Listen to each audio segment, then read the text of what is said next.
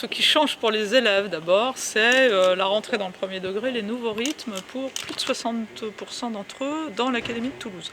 Les nouveaux rythmes scolaires, vous savez, avec la semaine allégée, pas plus de 5h30 par jour, 4 jours et demi par semaine.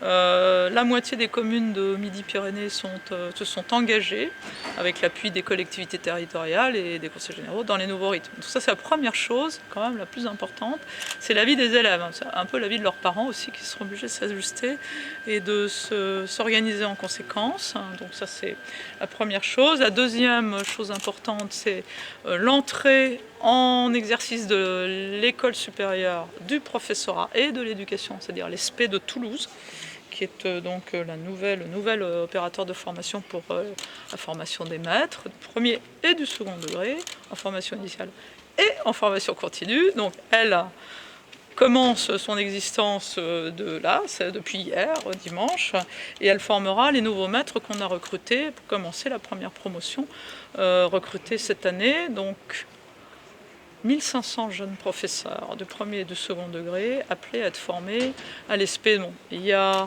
les professeurs stagiaires qui ont réussi le concours en 2013, et puis il y a les nouveaux professeurs contractuels qui sont simplement admissibles et qui, eux, ils sont 700, un peu moins de 800, eux vont vraiment être formés à l'ESPE à partir de déjà cette semaine.